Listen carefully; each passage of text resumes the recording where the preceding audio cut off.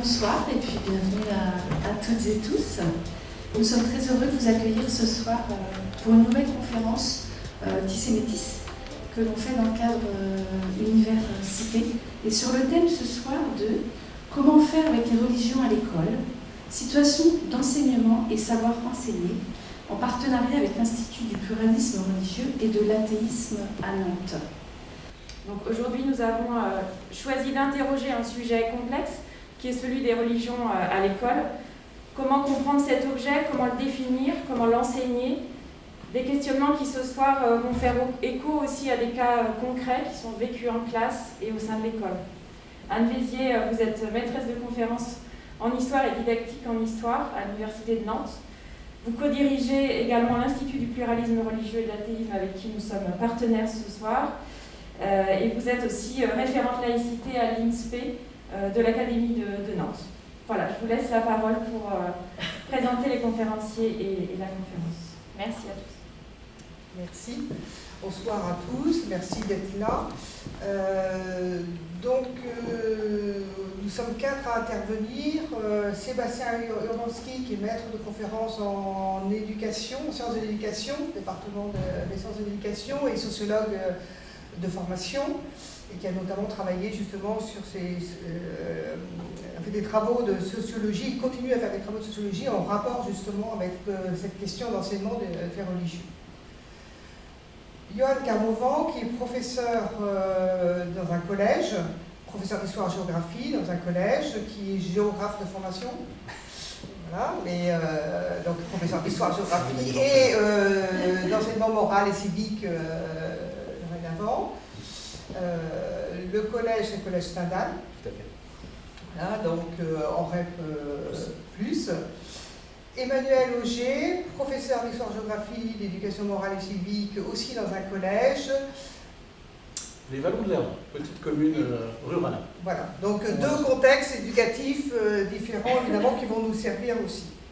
Alors, pour introduire cette conférence, c'est un sujet effectivement extrêmement vaste, hein, mais comment faire avec les religions à l'école? Il s'agit de traiter davantage de problématiques que des problèmes qui se poseraient dans les établissements. C'est pas du tout notre entrée. Pourquoi? Parce qu'il s'agit de poser des questions qui sont des objets de recherche et des objets de formation des enseignants, c'est savoir parler de la question de la posture des enseignants, posture des élèves, dans tous les cas où intervient le religieux, qu'on pourrait en mettre ici entre guillemets, en milieu scolaire, en ayant bien à l'esprit que le conflictuel n'est pas la norme. Voilà, donc on se détache du point de vue médiatique, de ce point de vue-là. Et au contraire, le conflictuel, pour nous enseignants, parce que nous sommes tous les 4, peut même être un levier pédagogique et didactique intéressant. Mais il nous faut d'abord, évidemment, savoir de quoi on parle. Donc, qu'est-ce qu'un fait religieux? Qu'est-ce que peut être son enseignement? Et je me chargerai de cette première partie de l'interrogation. Comment on en parle? Ce qui va questionner aussi nos postures, entre l'évitement, les compétences, ce qu'on va pouvoir appeler des postures enseignantes. Quels sont les enjeux, évidemment? Connaissance, éducation, valeurs, esprit critique, etc. Alors, je commence donc avec ce sujet vaste et vous l'avez compris quand j'ai présenté les intervenants, nous n'allons pas faire le tour de la question, évidemment, mais nous l'abordons sous l'angle et du point de vue des sciences humaines et sociales, dans lesquelles on peut intégrer évidemment les disciplines d'histoire, géographie, la sociologie, la didactique de l'histoire. Donc ça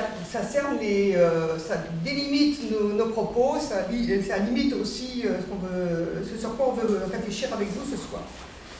Comment faire avec les religions à l'école? La question générale, je partirai de là, ainsi posée, soulève d'emblée une première dimension à examiner. L'école se trouve dans une place centrale d'où on peut voir effectivement les problèmes dont se saisissent d'autres acteurs que les seuls enseignants, que les seuls élèves. Et commencer évidemment les familles, etc. L'école se trouve aussi l'enjeu même de ce questionnement sur les religions dans la société. Mais ça suppose aussi de répondre à la question de quelle école voulons-nous. Donc pour répondre à la question générale, il s'agit donc de voir si les religions ont quelque chose à faire à l'école publique, mais on parlera aussi de l'école privée, et si les religions doivent être prises en compte dans les programmes scolaires, comme un objet d'étude, mais un objet d'étude, est-ce qu'il est à mettre sur le même plan que les autres objets d'étude, ou est-ce qu'il a quelque chose de spécifique qui motiverait son étude, mais en même temps qui poserait des difficultés particulières?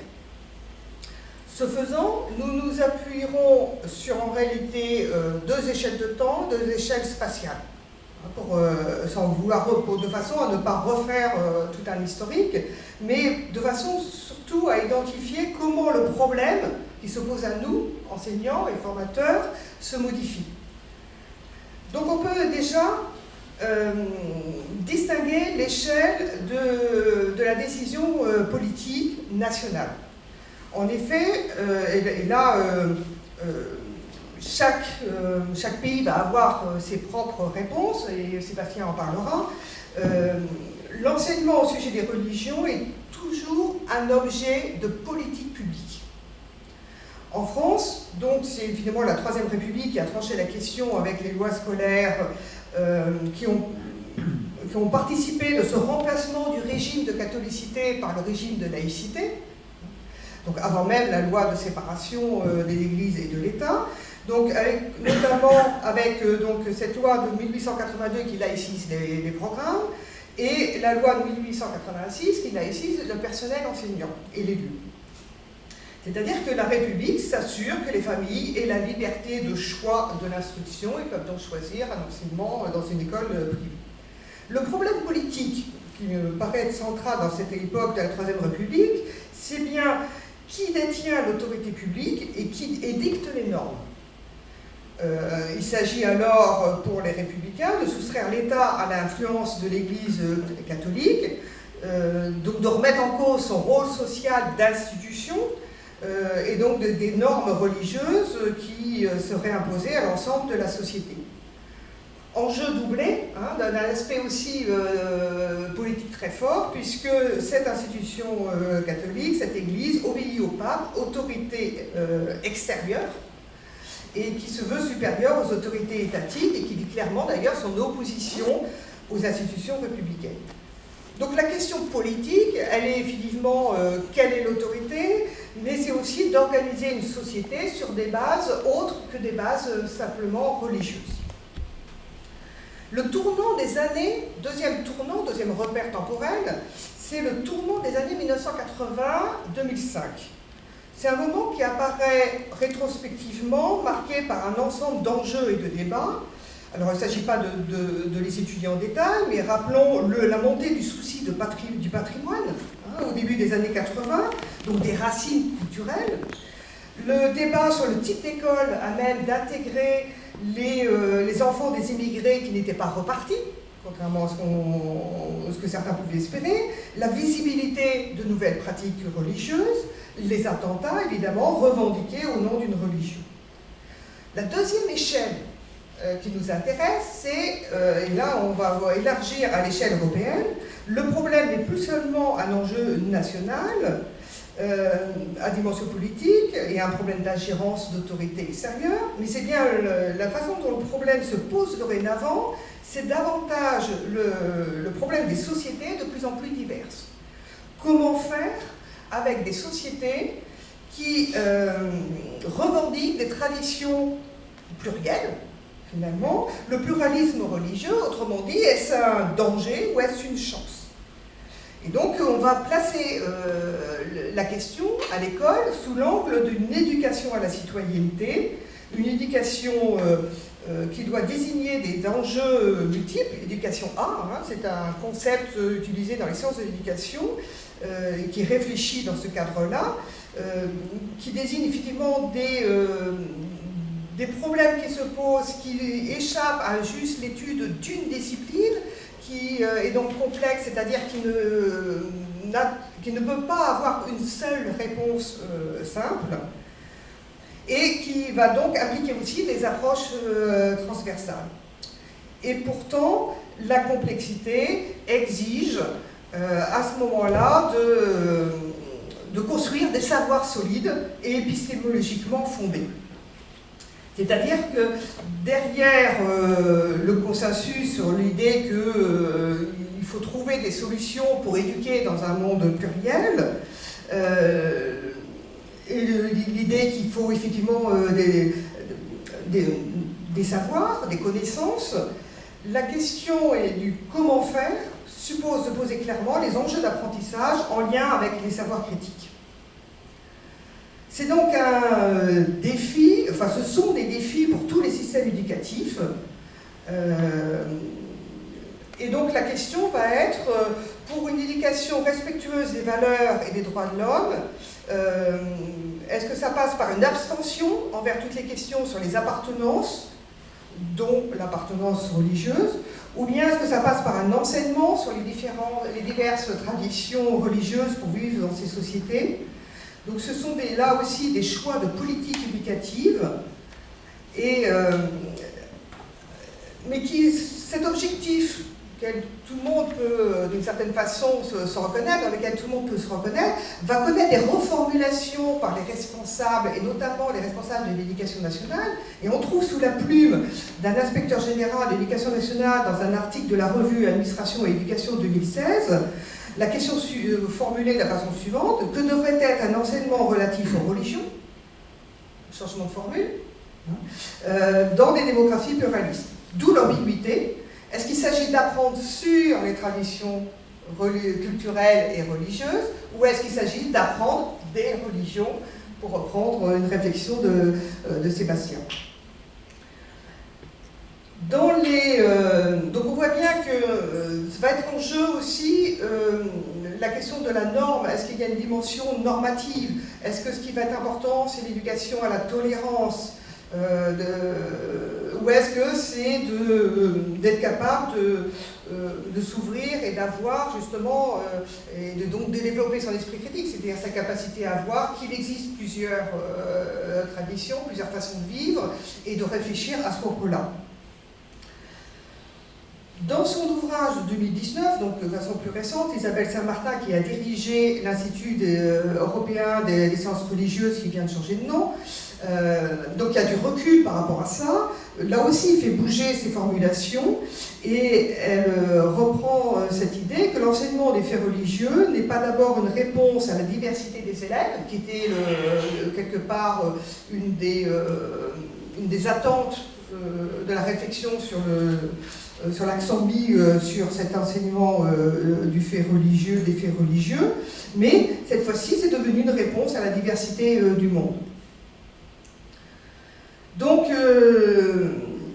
on est là sur des choses qui continuent à bouger. Voilà.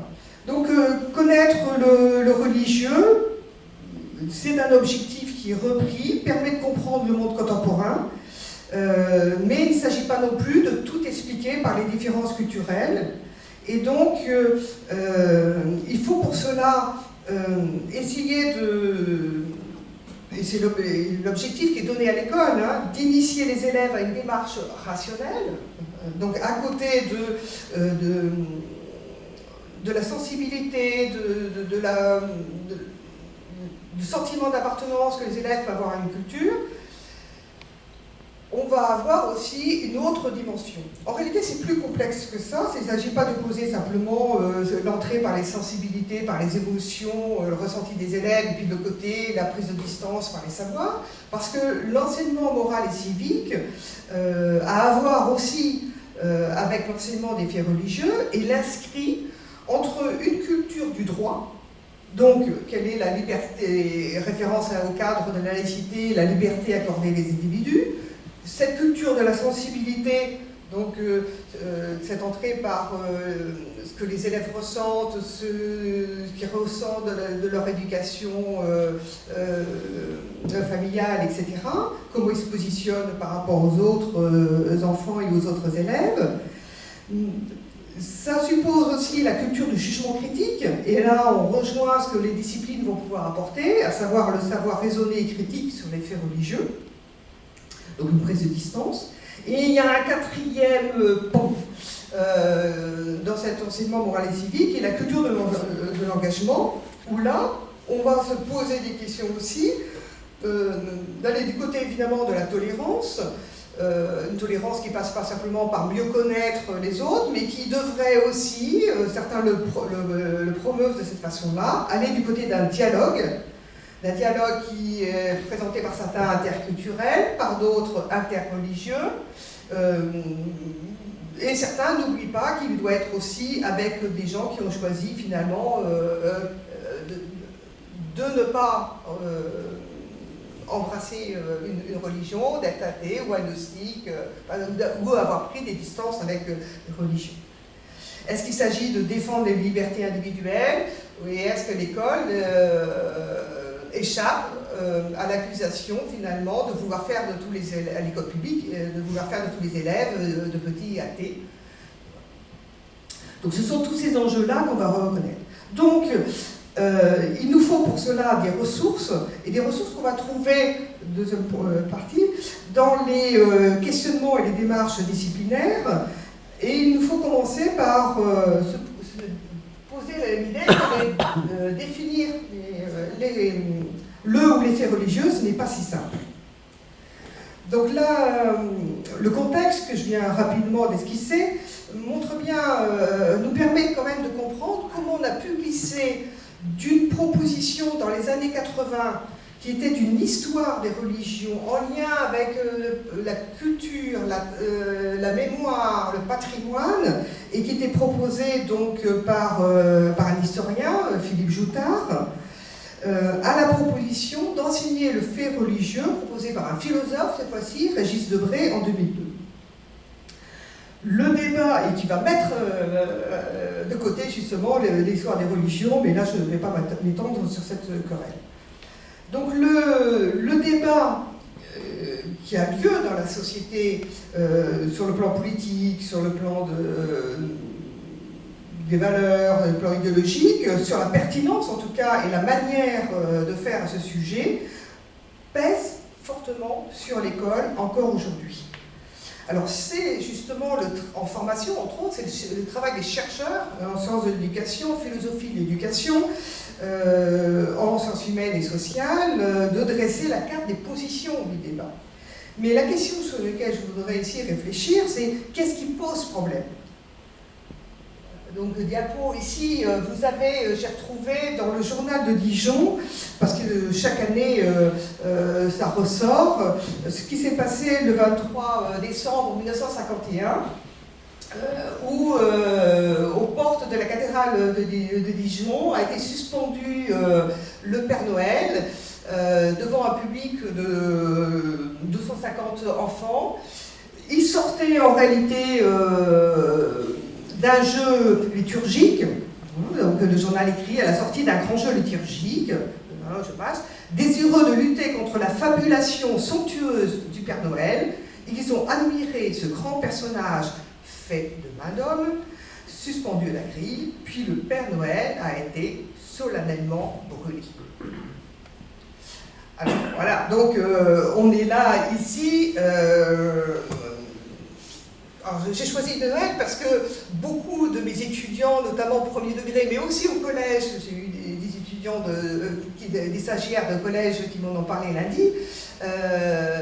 Voilà, est-ce qu'il y a une place pour parler du Père Noël, pour le sapin, etc. C'est quelque chose qui interroge toujours. Mais la question d'aujourd'hui, c'est on associe ça vraiment à Noël, donc au christianisme. Là, ici, c'est intéressant de voir que c'est pas si simple. Parce que cette même figure du Père Noël, elle est ici associée au paganisme, qui est dommageable pour le christianisme. Alors donc, c'est donc pas un fait religieux en soi. Et donc ça nous introduit déjà à cette réflexion, c'est-à-dire qu'il nous faut toujours, au lieu d'aller chercher une définition qui n'existe pas, de faits religieux simples, parce que même quand vous cherchez dans le dictionnaire de l'histoire publié au PUF en collection Quadrige, dirigé par Claude Govard et Jean-François Sicanelli, vous avez 3 pages sur les faits religieux.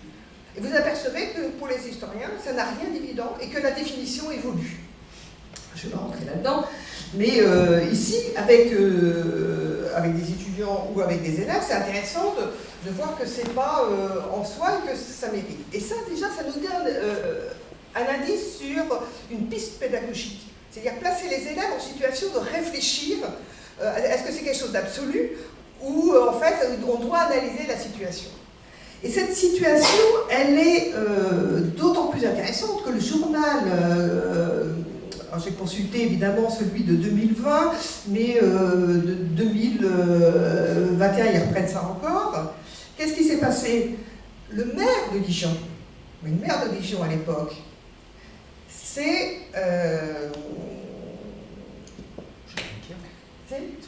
le chanoine Kir, un religieux qui était député, qui à la Chambre allait en soutane. Hein. Voilà. Donc le chanoine Kir, le lendemain, embauche un comédien déguisé en Père Noël qui marche sur le toit de la mairie et donc qui réhabilite le Père Noël. Ressuscité. Alors non, justement. Ah bon? Voilà. C'est-à-dire que là, on peut discuter avec les élèves, justement. Est-ce que c'est le point de vue religieux qui utiliserait le mot ressuscité, ou est-ce que c'est la situation qui est un peu complexe et qui nécessite de voir qu'il y a plusieurs acteurs, le clergé qui encadre les enfants du catéchisme d'un côté, le côté un religieux mais qui est homme politique, responsable de l'ensemble des citoyens, qu'ils soient chrétiens ou pas chrétiens, et donc qui prend une autre décision. Et on examine les raisons des actions et des réactions des uns et des autres. Et là, on est dans le développement déjà d'une compétence critique à ce moment-là. Et on met les élèves dans une posture de s'interroger et non pas simplement d'avoir une réponse normative à ça.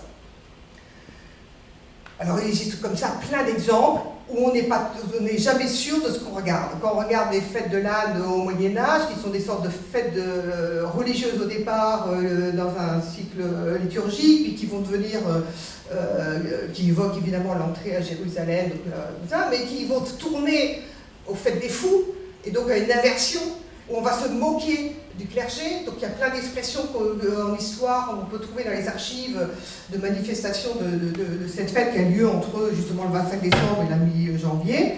Et voilà, on n'est jamais sûr de l'image qu'on est en train de regarder, ce qu'elle nous montre. Donc autrement dit, c'est là où la discipline est intéressante et où on ne peut pas être simplement sur le plan des valeurs ou des techniques. Et on a besoin des outils disciplinaires parce que justement, on va apprendre à examiner les différents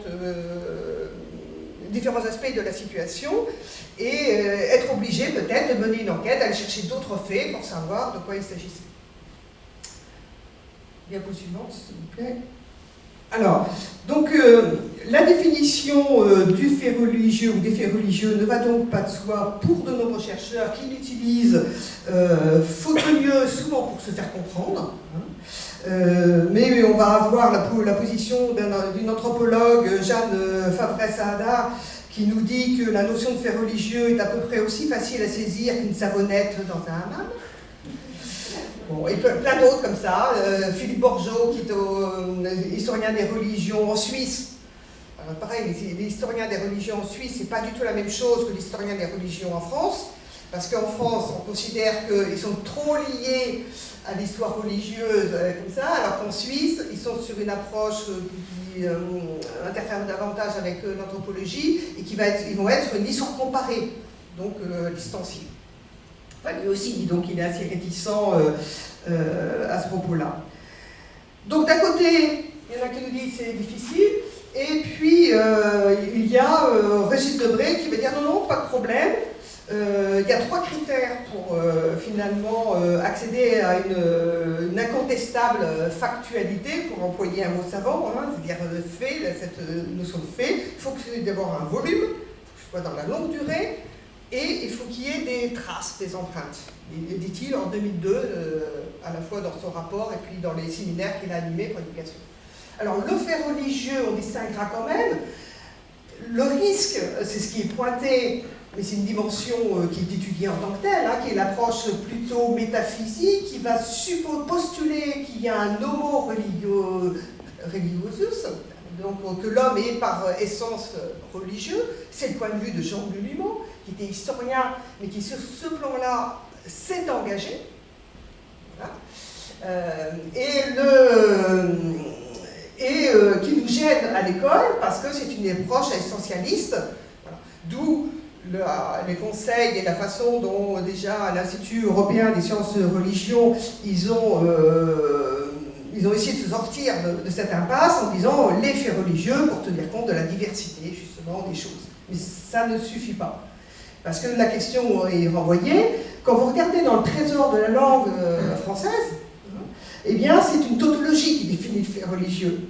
C'est ce qui renvoie à de la religion, qui est relative à la religion. Mais comme on ne sait pas ce que c'est que la religion, puisque la religion est définie essentiellement en fait à partir du christianisme qui était dominant en Occident, et que tout n'est pas religion. Alors les chercheurs aujourd'hui vont utiliser le mot religion, y compris pour parler de Rome, etc., mais en spécifiant l'usage, la conception que l'on va avoir en fonction de ce contexte historique. Donc un mot transversal comme on l'emploie dans le langage courant va nous poser problème et oblige en permanence à redéfinir de quoi on parle. Et donc la question aussi que je voulais proposer, c'était est-ce que c'était objectivable? Alors voilà, peut-on objectiver les faits religieux? C'est ce qu'on avait regardé avec des étudiants. Oui, à condition de cerner, de produire à partir de données des faits pour répondre à un questionnement. Et ici, vous avez une première carte en rouge en 2009 qui essaie de mesurer l'importance de la religion. Mais vous voyez bien que ce qu'on a cartographié, c'est la réponse, ce sont les réponses, oui, à la question est-ce que la religion est importante dans votre quotidien? Et on voit ici un certain nombre de zones géographiques où c'est en 2009 important. 2020, et ça c'est intéressant aussi d'avoir cette épaisseur temporelle pour réfléchir, évidemment. Cette fois-ci, on va essayer de cartographier ceux qui vont se déclarer comme non affiliés. Voilà une catégorie fabriquée par les chercheurs pour essayer de regrouper tous ces gens qui ne se disent soit athées, soit agnostiques, ayant pris des distances et qui ne se reconnaissent plus vraiment dans la religion éventuellement de leur enfance. Et donc, je crois que c'est plutôt le monde anglo-saxon, parlera des sans religions. Alors, ce sont des catégories à discuter, dont on doit à chaque fois dire pourquoi, comment on a construit ça, mais ça permet quand même de cartographier les choses. Voilà. C'est ce qui permet aussi d'objectiver la montée du nombre de musulmans, de gens qui se reconnaissent dans l'islam par rapport aux chrétiens. Et on voit évoluer évidemment les pratiques, les convictions, mais vous voyez que les convictions ne rentrent pas dans la tête des gens, c'est-à-dire qu'on est dépendant de leur discours, de leur déclaration. Mais voilà, le chercheur va prendre ça en compte, va mesurer aussi les limites de ce qu'il est en train de montrer. Alors il nous faut effectivement voir que donc les faits, c'est bien ce qu'on va construire à partir de données sur des points précis pour répondre à des questionnements. Donc déjà, par rapport à l'espèce d'évidence qu'il y aurait des faits religieux, comme ce que propose Régis Debray, eh bien, en tant qu'enseignant, on est aussi obligé de prendre en compte cet autre point de vue des chercheurs qui disent, oui, à condition de construire ce qu'on va appeler faits religieux. Et donc, le traité des faits religieux, on voit bien qu'ici, on a des possibilités, des pistes pour en parler, pour en traiter autrement qu'en prenant le point de vue des religions sur elles-mêmes. De ne pas s'en tenir simplement à des documents, à des données qui viendraient simplement des religions. Donc l'approcher. Alors les applications de cette difficulté à cerner et à appréhender ce qu'on va appeler faits religieux se lit évidemment dans la pratique scolaire. Voici par exemple un cas que j'ai présenté à des étudiants comme une architecture qui fait signe. On s'interrogeait sur ce que c'était que le signe religieux. Bon, très bien, sauf que pour ceux qui connaissent, Bon, on reconnaît effectivement ce qui marque nos paysages, donc on peut faire de la géographie sur les faits religieux, voir comment les religions ont marqué l'espace, s'interroger pourquoi il y a des croix sur les routes, en bordure souvent de communes. Surtout dans la montagne, on voit différents oratoires, et là on peut rappeler la fonction que pouvaient avoir ces croix et ce marquage des paroisses. Mais là, et pour avoir, la seule fois où je suis allée au Puy du Fou, c'était relativement au début de ce truc-là, et je vois des gens qui se sont signés en entrant. Voilà, la seule chose, ce qui va juste poser problème, c'est que, certes, c'est une architecture qui est assez bien faite, reconstituée avec sérieux, qui emprunte à différentes églises ces éléments, c'est-à-dire que c'est pas du kitsch, mais, sauf que c'est pas du tout une église consacrée. Et les gens s'y font prendre. Donc, ce qui nous paraît évident à voir, le fait, c'est souvent ce qu'on va voir, il suffit de regarder pour savoir. Ben non. Même ça, même aussi massif qu'une chapelle, ce n'est pas possible. Alors on pourrait, mais on en reviendra dans la discussion éventuellement, voir un peu qu'est-ce qu'on fait devant des réactions d'élèves, devant ce genre de bâtiment. Si ça vous intéresse, on s'est prêté à l'exercice avec les étudiants d'essayer de lister des réactions possibles d'élèves. Voilà. Derrière ça, il y a un problème quand même qui va se poser aux professeurs, c'est est-ce qu'on ne risque pas de mettre les élèves en conflit de loyauté entre leur éducation familiale et leur éducation scolaire. Alors par rapport à ça, ça m'avait été une remarque faite dans une conférence que j'avais faite à Rosé il y a quelques années au moment du 9 décembre. Ça m'avait frappé parce que moi, ma réponse de prof, j'ai dit on va leur expliquer que ça va être aussi simple.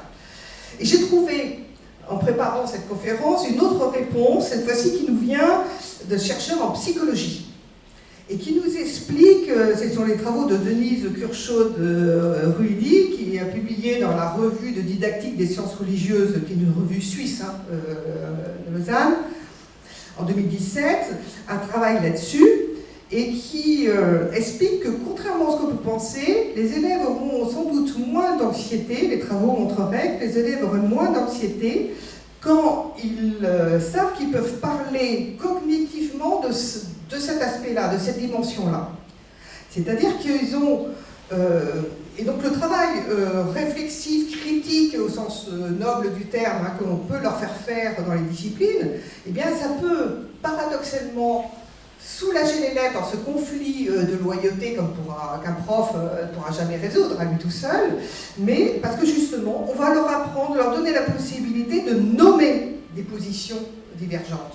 Et là, on donne aussi une posture à l'élève qui le sort de ce nœud, de ce drame qui se noue en lui donnant une posture extérieure et en l'aidant, en lui disant, voilà, tu veux comme ça, rien ne t'oblige à changer la vie. On ne t'oblige pas à devenir athée, on ne t'oblige pas à te convertir, etc. Mais tu apprends à voir qu'il existe d'autres choses. Alors, l'autre question, c'est que devant certaines réactions de profs, on peut se poser des questions, c'est-à-dire que quand ils traitent mes camarades en parleront sans doute aussi, la question est que le risque toujours d'assigner les élèves à leur identité religieuse comme si leur tradition religieuse familiale était la seule valable pour construire leur identité. Alors que l'école, elle est là, au contraire, pour montrer qu'on va avoir des identités multiples.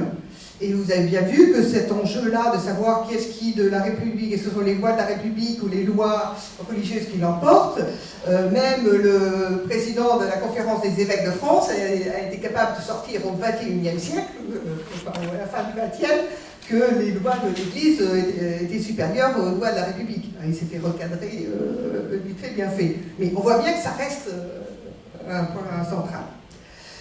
Mais là aussi, le risque de... Et là, le risque est très fort, c'est-à-dire que l'enseignant, il est aussi éducateur et voilà, il doit aussi mettre ses élèves en sécurité par rapport à ça. C'est un des enjeux de cette comme ça. Mais donc on a des situations de malentendus et des enjeux réels comme ça. D'où là, et je terminerai mon propos là-dessus, voilà un autre signe. J'ai parlé de l'architecture, mais c'est la même problématique. Hein. On a ici, qu'est-ce qui est signe religieux ostentatoire, qu'est-ce qui est simplement signe au fait, pour reprendre l'expression d'Olivier Roy, rien d'évident. On va passer là-dessus. Pour revenir, arriver donc à mon troisième point, la nécessité donc de penser le cadre dans lequel traiter les faits religieux, puisque ce que nous demande l'école dans ses programmes, à la fois de MC disciplinaires, à SVT par exemple, et nous c'est dans les considérations plus générales, de différencier le cru et le su. Donc deux idées ici, ou trois, que je voudrais repointer pour terminer. C'est le cadre laïque est un préalable, il impose des postures de neutralité, d'impartialité, de distance. Il va permettre aussi de distinguer que l'école est le lieu du savoir et non pas le lieu du croire. Mais cela ne suffit pas si ça reste purement théorique. Et il faut donc mettre les élèves au travail là-dessus, mettre à l'épreuve cette différenciation. Et c'est là où les démarches de savoir ne peuvent pas être coupées, ne peuvent pas être transversales, contrairement à ce que pensait Régis Debray. C'est-à-dire que chaque discipline doit avoir effectivement ses propres outils pour faire ça. Si je regarde du point de vue de l'histoire, à partir là aussi de mon expérience, il s'agit d'interroger la perception première des élèves pour qui, et c'est tout à fait normal, tout un chacun on va fonctionner comme ça, les faits sont d'abord des évidences. D'ailleurs, en anglais, je crois que c'est ça, ils emploient le terme des évidences. Donc on les prend pour acquis. Or, justement, par exemple, un cas typique, c'est tous les chrétiens, tous les gens sont chrétiens dans l'Occident médiéval. Sinon, ils sont juifs ou musulmans. Donc, est-ce que ça veut dire qu'ils sont obligés de croire ? Comment, est-ce que c'est ça qui va expliquer le développement du christianisme, le fait qu'il y ait beaucoup de gens qui croient ? Ça, c'est donc une causalité linéaire, immédiate, auquel les élèves peuvent penser, de lier le nombre de personnes, donc c'est un argument mathématique, hein, à la numérique, avec le fait de croire, ce qui pose aussi des problèmes, et la conséquence qui serait le développement du christianisme. Autre démarche que les élèves peuvent avoir dans leurs habitudes scolaires, c'est d'aller chercher la preuve dans les faits. L'Église, très structurée, au Moyen-Âge, différencie les clercs et les laïcs. Voilà bien une preuve. Voilà. Et elle contrôle la société en accord avec le pouvoir royal. Elle encadre la vie du chrétien, de la naissance à la mort. Donc les rites et les pratiques sont la preuve que les chrétiens sont croyants. La preuve, autre preuve, s'ils ne le font pas, alors ils sont pourchassés comme hérétiques. Donc une accumulation de raisonnements et de faits qui vont servir aussi de preuve au fait principal qu'on veut démontrer. Pourtant, on gagnerait avec les élèves à regarder comment les historiens appréhendent ça. Et vous avez Tienne Hanheim au rendez-vous de loi de 2017, et c'est un entretien qui est publié dans la revue en ligne AOC, qui reprend ça. Il rappelle ce que c'est que la discipline histoire et l'importance donc de la démarche critique, puisqu'il s'agit aussi de prendre en compte en fait la distance qui sépare notre présent du passé, de ce Moyen-Âge dont on est en train de parler. Et donc, il faut amener les élèves à se questionner sur la réalité de cette société médiévale. Être chrétien, est-ce que c'était un choix de croyance? Est-ce que c'était un choix de conscience? Est-ce qu'on avait vraiment le choix de croire ou de ne pas croire à l'époque? Et Hanheim nous rappelle que absolument pas, ça serait plaquer nos catégories de religion, de croyance sur une époque où ça n'a pas lieu d'être. Et donc il dit, attention, on enseigne dans le programme scolaire l'Église comme un fait religieux, et c'en est par hasard, parce qu'au Moyen-Âge, il n'y a pas du tout cette dimension de croyance, de conviction, de conscience. C'est pas que les gens ne pensent à rien et ne croient pas, mais c'est pas ça qui structure la société. C'est-à-dire que pour cet historien, l'Église est justement un fait social total. Debré s'est appuyé sur cette définition-là pour vendre l'enseignement du fait religieux en disant qu'on n'allait pas faire du catéchisme, mais on l'a étudié comme les sociologues, sauf qu'il y en a une vision assez réductrice, puisqu'il limite ça à ce qui est évident, à ce qui est observable, sauf qu'on s'interroge sur la construction de l'observable. Et donc, les historiens nous disent, au contraire, les gens la question n'est pas que les gens soient chrétiens ou pas, ils sont chrétiens, et c'est là autre piste qu'on peut utiliser avec des élèves. Autant il faut leur apprendre à faire la différence entre notre présent, les mots qu'on emploie pour se demander est-ce que c'était comme ça à l'époque ou pas, mais autant on va pouvoir s'appuyer aussi sur ce qui est accessible. Donc ils peuvent comprendre que par exemple on peut être aujourd'hui anticapitaliste, encore faudrait-il que les élèves comprennent ce terme-là, mais enfin on peut se trouver des substituts, et en même temps consommer du papier-monnaie, par exemple. On peut être contre la finance et en même temps utiliser l'argent. De la même façon, ils étaient chrétiens comme nous, on est citoyens ou consommateurs. Donc la question de l'adhésion individuelle ne se pose pas. Et être chrétien, nous dit un autre chercheur, Wirtz, dont j'ai oublié le prénom, croire n'était absolument pas la question. Et, on pouvait demander aux gens de réciter le credo, on ne leur demandait pas d'y croire. Voilà. On est sur simplement un signe, oui, on est sur un signe d'adhésion. Et donc, par rapport à ça, il nous faut donc adopter plutôt une posture, non pas mais la posture de neutralité, mais la posture plutôt d'impartialité. Alors, Sébastien, je reprends mon autre casquette, et excuse-moi, j'ai complètement zappé de te laisser la parole à un moment donné. Alors, on vient de voir un petit peu en France, mais est-ce que la France est un modèle unique à l'échelle internationale dans cette gestion du religieux dans les établissements scolaires? Eh bien, oui, c'est un modèle forcément unique, parce qu'il n'y en a pas d'autres qui soient identiques. En ce sens-là, il est unique. Mais effectivement, ce que tu suggères, si je comprends bien, c'est que en fait, les questions que tu poses, elles ne se posent pas forcément que en France, évidemment, elles peuvent se poser dans d'autres pays. Et effectivement, dans d'autres pays, les clivages sont assez similaires.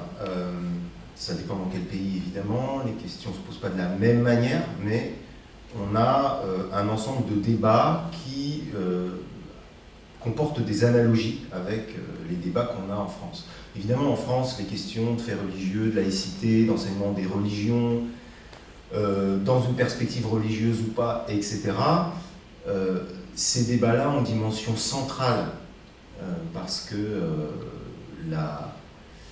en raison de la construction de la nation française, qui, disons, dans l'identité nationale, historiquement, la question de la laïcité a été très importante.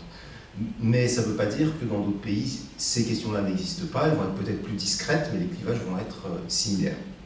C'est pour cela que je vous propose ici de faire une petite comparaison internationale. Alors, je vais essayer d'aller assez vite parce que je crois qu'on n'a pas beaucoup de temps, il faut laisser la parole aux enseignants qu'on a avec nous. Et donc je vais vous présenter rapidement les problèmes qui peuvent se poser, les questions en Irlande par exemple, pour commencer. La carte tout à l'heure montrait bien que l'Irlande, c'est un pays qui est assez peu sécularisé, où beaucoup de personnes restent affiliées à une religion, restent assez fortement croyantes, etc. Bon, avec tous les problèmes que ces mots-là peuvent poser. Et le système scolaire il est considéré globalement par les institutions européennes, pour aller vite, comme contrevenant à de nombreuses directives européennes sur l'égalité et la non-discrimination. Donc je vous présente à peu près comment ça se passe. 90% environ des établissements scolaires, écoles et collèges notamment, sont gérés par le clergé catholique.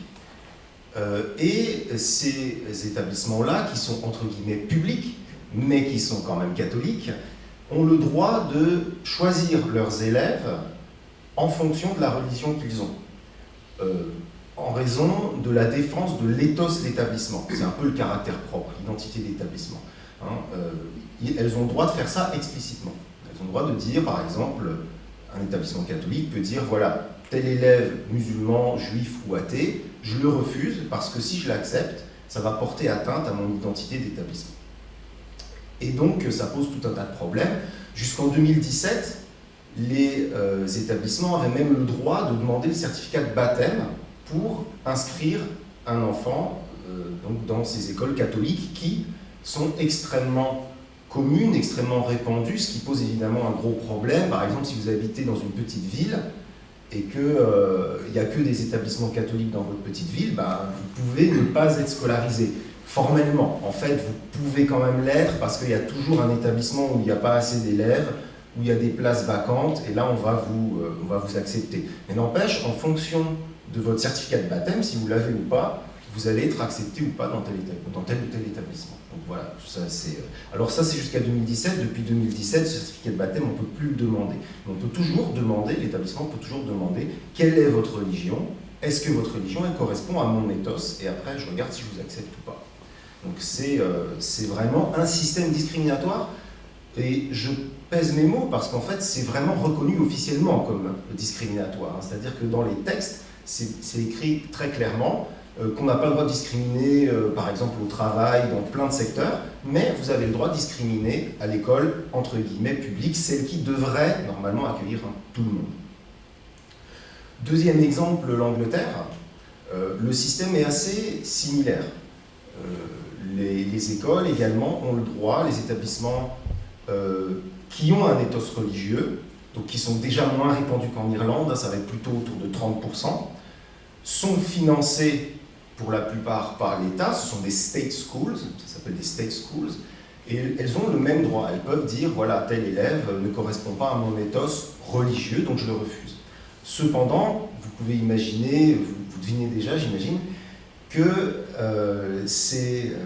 qu'en Angleterre, la situation pose moins de problèmes parce que déjà, les ethos d'établissement vont être très différents. Catholiques, protestants, juifs, musulmans, etc. Du coup, pour les familles, c'est beaucoup plus simple de trouver un établissement qui va leur correspondre au niveau des valeurs, au niveau des croyances, etc. Et puis, enfin voilà, j'avais un deuxième point, mais le temps tourne, donc je vais le laisser de côté. Voilà, sur l'Angleterre. Bon, je précise quand même sur l'Angleterre que vous avez un cours qui est obligatoire, c'est la Religious Education, donc, parce que comme on parle de faits religieux, je crois que c'est important de parler de terminologie. Ça, c'est obligatoire au sens où tous les établissements doivent l'organiser, même les établissements qui n'ont pas d'éthos religieux.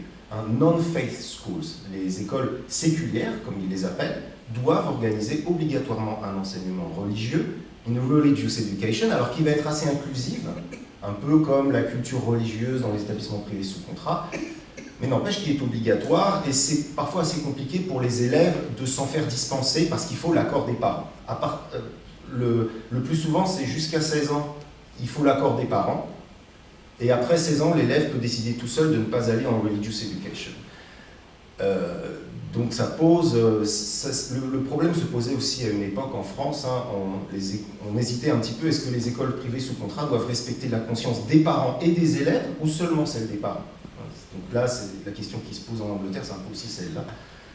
La conscience des parents est respectée, mais celle des élèves de moins de 16 ans, un peu moins. Je voulais aussi vous parler très rapidement de la Pologne, qui est un pays assez similaire à l'Irlande, même si, donc, du point de vue des croyances, du point de vue de la religion majoritaire, catholique, bien sûr, simplement en Pologne, là, autant en Irlande, le ministre de l'Éducation nationale actuels et précédents ont reconnu qu'il y avait un problème, effectivement, qu'il y a un pluralisme dans la société et nos écoles restent extrêmement cléricales, donc ça pose un souci.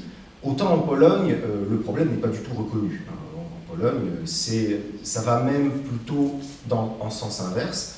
Le côté clérical, religieux des écoles publiques est renforcé de plus en plus avec le gouvernement actuel, que vous connaissez, hélas, le gouvernement de Jarosław Kaczyński, de Morawiecki, mais en fait, c'est Kaczyński qui contrôle, c'est un député, mais c'est lui qui, de fait, est le chef du pays, entre guillemets. J'essaie d'aller vite, c'est pas très nuancé tout ça, mais c'est parce que j'essaie d'aller vite. Alors, je vous donne juste un exemple sur la Pologne. Évidemment, des crucifix partout dans les classes, mais ça, à la limite, c'est pas spécifique à la Pologne, ça, on retrouve ça aussi en Italie, dans certaines régions d'Allemagne, comme en Bavière, etc. Mais ce qui est spécifique à la Pologne, c'est par rapport aux cours d'histoire, par exemple. Si vous prenez, Anne Vézy est historienne, alors ça, je pense que l'exemple pourrait t'intéresser. Si vous prenez des manuels d'histoire, je dis bien d'histoire, pas de catéchisme, vous lisez dans à peu près la moitié d'entre eux que Jésus a ressuscité les morts, que Jésus a guéri des malades de maladies incurables, Jésus a changé l'eau en vin, et puis vous avez la majuscule au pronom quand on dit « il a ressuscité » par exemple, le « il » avec un grand « i », évidemment en polonais c'est pas un « i », ça va être une autre lettre, mais c'est pour indiquer, vous le devinez bien, la nature divine de Jésus, le fait qu'il est homme mais aussi Dieu, dans les manuels d'histoire, je dis bien. Donc c'est une situation là qui est évidemment très très problématique du point de vue d'un enseignement laïque des faits religieux. Évidemment, on ne peut pas parler de laïcité dans le cas de la Pologne. Je voulais juste donner un dernier exemple, c'est par rapport au Québec. Le Québec, c'est très intéressant aussi au niveau terminologique. Ça, peut-être que certains d'entre vous connaissent, c'est plus connu que la Pologne, mais vous savez, le cours d'éthique et culture religieuse, ça c'est très intéressant. Dans les années 2000, globalement, les élèves avaient le choix entre un cours d'instruction religieuse, généralement catholique, ou d'en être dispensé. Mais on a considéré en 2008 qu'il fallait rassembler les élèves, que la religion, l'approche des religions, ça ne devait pas conduire à séparer les élèves, ça devait les rassembler.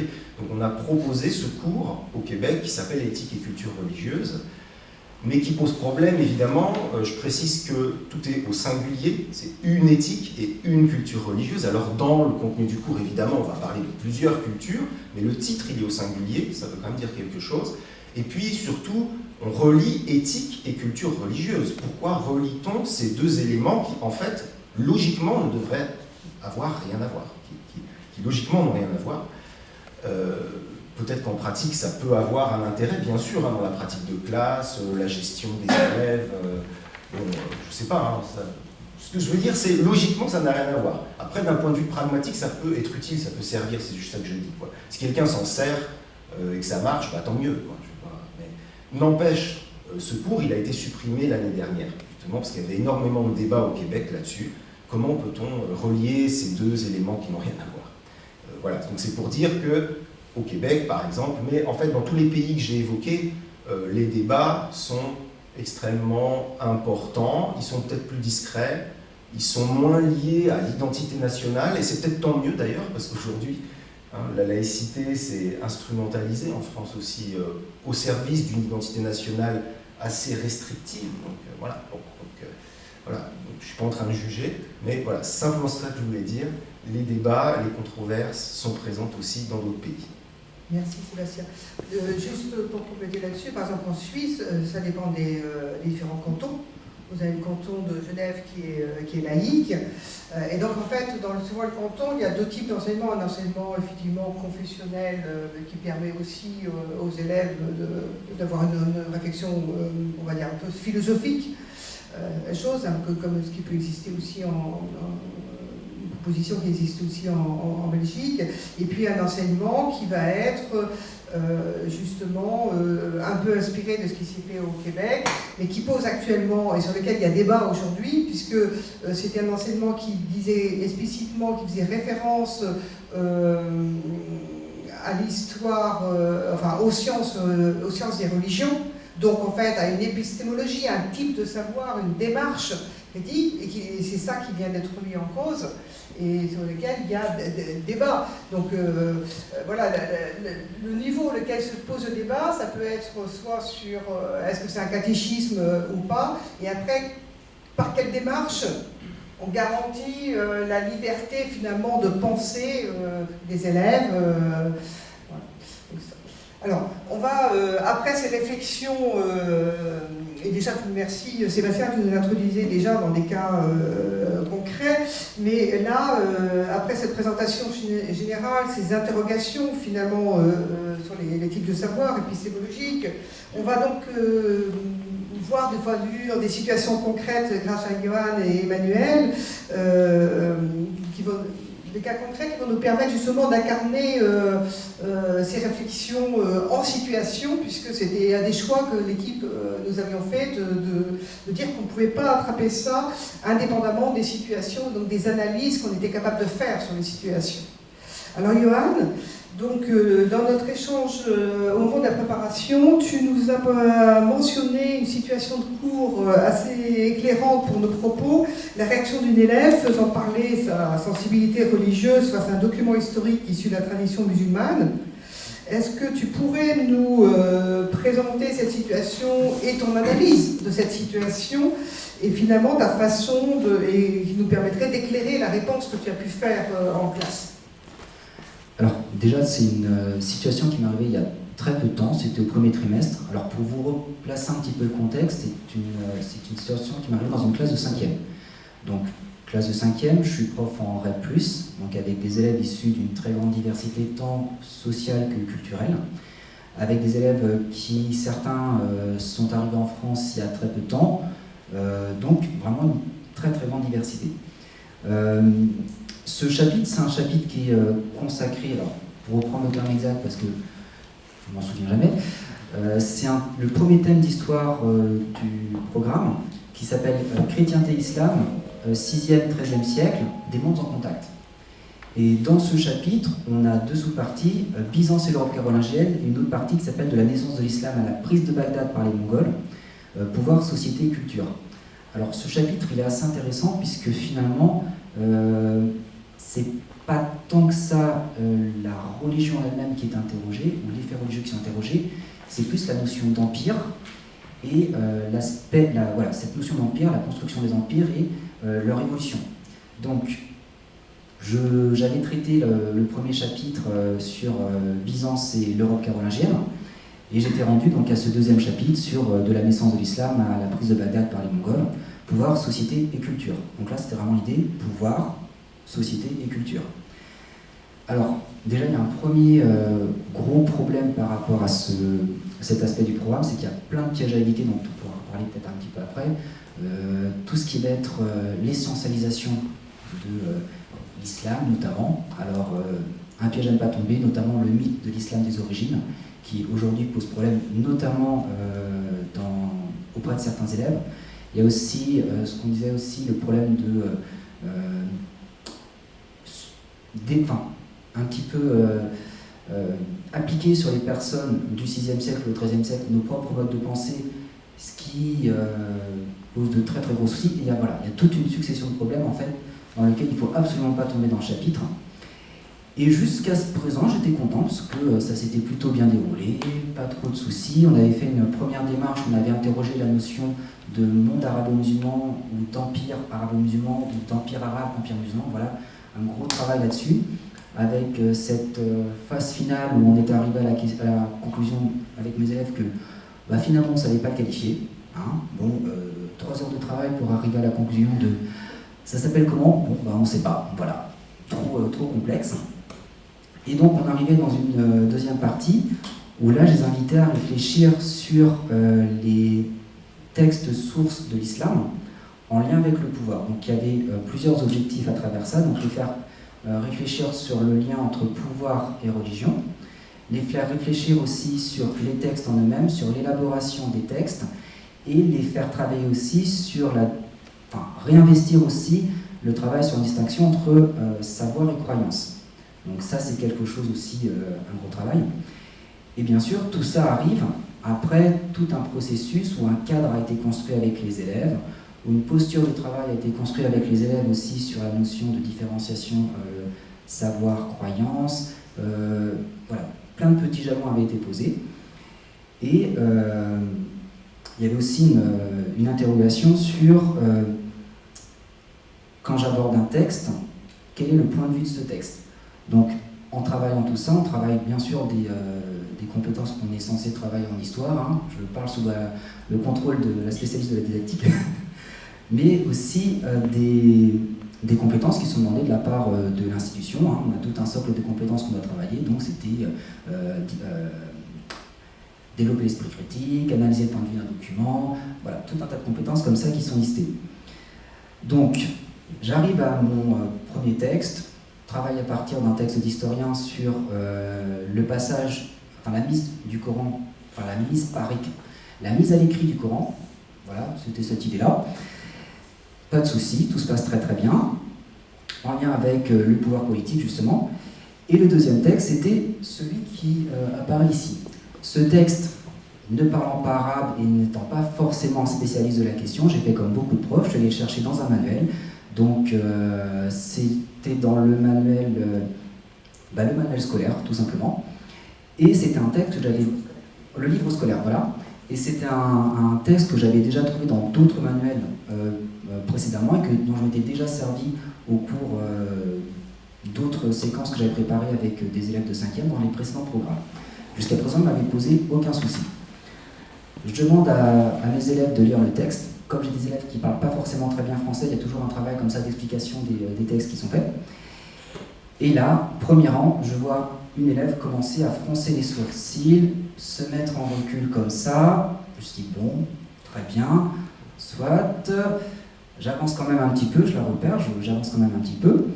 Je la vois se retourner vers sa voisine de derrière, en train de montrer quelque chose sur le texte, puis se remettre devant, puis voilà, l'attitude un petit peu bloquée, un petit peu gênée. Donc je me retourne vers elle, je dis bon, il y a quelque chose qui ne va pas, tiens, vas-y, dis-moi. Et là, non, c'est rien, avec un grand sourire, pas de souci. Alors il faut savoir aussi que c'est des élèves que j'ai parfois depuis, celle-là je l'avais depuis 2 ans, donc il y a un rapport de confiance aussi qui s'est établi. Il y a, oui c'est ça, vraiment un rapport de confiance. Donc je pense qu'elle a dû se dire peut-être à ce moment-là, oh là, je ne rentre pas là-dedans, je le laisse faire son cours, je ne l'embête pas. Mais bon, voilà. Donc il n'y a aucune attitude de provocation de sa part, il n'y a aucune attitude de remise en question de ce que je suis en train de dire de sa part, c'est juste, je me mets en retrait et je montre à ma camarade de derrière ce qui m'a posé problème et sa camarade de derrière adopte exactement la même attitude. Là, je continue mes questions, puis à un moment je dis, bon bah voilà, vas-y, dis, s'il y a quelque chose qui te pose souci, il faut que tu le dises, parce que sinon je ne peux pas t'expliquer, on ne peut pas avoir de discussion. Et donc j'essaie de revenir à une démarche d'explicitation. Je pensais que c'était un problème de vocabulaire, elle me dit non, c'est pas un souci de vocabulaire. C'est une élève qui arrive de Syrie, donc il y a encore des notions qui peuvent lui poser souci. Je lui demande si c'est par rapport au fait d'étudier un texte qui pourrait être vu comme religieux. Non. Et puis là, elle commence à me dire, non, en fait, dans la phrase, il y a un truc, c'est pas possible. Voilà, donc premier moment de doute de ma part, et là je me suis dit, ça y est, j'ai un problème de traduction, c'est pas la bonne chose, enfin voilà. Et en fait, ce qui pose souci dans la phrase, enfin dans le texte, bien sûr, c'est la 3e ligne, après ce passage de la relation. Donc c'est un extrait de la Sira. Donc là, c'était vraiment le travail de différenciation entre texte religieux, identifier le point de vue de l'auteur, faire la distinction entre savoir et croyance. Ce qui posait souci, c'est la question. Mohamed fut épouvanté, il se leva pensant qu'il était devenu fou. Il se dirigea vers le sommet, il voulait se tuer en se jetant du haut de la montagne. Et il voulait se tuer en se jetant du haut de la montagne. Et là, elle me dit, le prophète ne peut pas vouloir se tuer. Voilà. Donc, là, petite sueur froide de ma part quand même, puisque je me suis dit, bon allez, ça y est, c'est parti. Il y a plusieurs questions qui se posent. Déjà, moi, première chose qui se passe de ma part, c'est remise en question déjà de mon propre texte. Est-ce que c'est un bon texte? Est-ce que la traduction est bonne? Est-ce que la traduction que j'ai utilisée est la bonne? Est-ce qu'il y a d'autres versions de cet extrait? Parce que ça, c'est vraiment un texte assez classique, c'est un auteur qui est assez classique par rapport à la Sira. Donc voilà, c'est première remise en question de ma part. Et puis, la deuxième question, c'est aussi qu'est-ce qui l'a fait bugger tout simplement dans cette phrase, pourquoi, qu'est-ce qui ne marche pas. Donc, première démarche de ma part, déjà, c'est la rassurer. Comme on a dit tout à l'heure, l'objectif, c'est pas de mettre l'élève en difficulté, c'est pas de créer des problèmes, des conflits de vérité, c'est pas d'inquiéter, c'est de les amener à réfléchir, les amener à se questionner, les amener à avoir une posture critique sur les documents, ce qui n'est pas du tout une remise en question de leur propre croyance. Après tout, les élèves n'ont pas à être neutres, n'ont pas à être laïcs dans le sens là, le devoir de neutralité s'impose qu'à l'enseignant.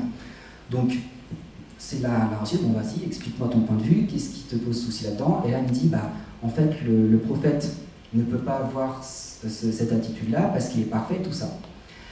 Moi, ma réponse à moi, déjà, ne pas répondre en reprenant le vocabulaire religieux. Donc, je glisse le prophète vers Mohamed. Alors là, Mohamed, effectivement, selon ce texte, a cette version. Donc là, pareil, selon ce texte, je ramène au texte. Si, je dis personnellement, psychologie de base, j'entends des voix, quelqu'un commence à me dire des choses, je pense que tout le monde réagirait pareil, on aurait peut-être tendance à vouloir faire ça. Donc, ça peut être une explication aussi à cette attitude, mais je ramène à des choses beaucoup plus concrètes, beaucoup plus pragmatiques, en analysant le texte et en ayant une démarche critique par rapport à ça. Et sa voisine de derrière, bien sûr, rentre dans la discussion, elle beaucoup plus figée. Non, le prophète, il est parfait, il ne peut jamais vouloir se suicider, c'est impossible. Donc il y a toute une discussion qui amène à ça en disant, voilà, alors ça, c'est ta croyance, c'est ton point de vue. Moi, je me base sur le texte que j'ai, la source que j'ai. Dans la source que j'ai, voilà ce qui se passe. Après, critique ou pas, tu peux très bien avoir une croyance religieuse qui te dit non, ça ne rentre pas en adéquation avec mes croyances. Pour autant, ce texte-là existe, il y a d'autres versions aussi, donc on ramène sur cette discussion toujours le religieux, la différence entre croyance et la religion. Là je dis là je suis dans l'analyse d'un texte qui a de valeur parce que c'est un texte ancien, qui donne un point de vue sur la vie de Mohamed, sachant qu'en plus sur la vie de Mohamed, en histoire on a beaucoup de problèmes de sources, puisque toutes les sources qu'on a sont vraiment postérieures à tout ça, donc je ramène toujours dans ce débat-là. Et au final, après avoir essayé de réutiliser tous les outils qu'on avait mis en place au cours des 2 précédentes années, et après avoir essayé de remobiliser aussi toutes les petites postures que j'essaie d'adopter avec elle, on prend une distance. Si j'analyse le texte, ça ne veut pas forcément dire que je remets forcément, je balaye toutes mes convictions religieuses. C'est juste que là, je fais un exercice aussi, peut-être un exercice peut-être académique, un exercice de réflexion, un exercice critique, un exercice d'analyse d'un point de vue d'un texte. Et à la fin, elle a fini par dire, oui, non, effectivement, je peux étudier ce texte, ça ne me pose pas de problème, je peux répondre à ces questions, c'est pas un souci. Après, je peux avoir un point de vue différent par rapport à ça, mais par rapport à ce texte-là,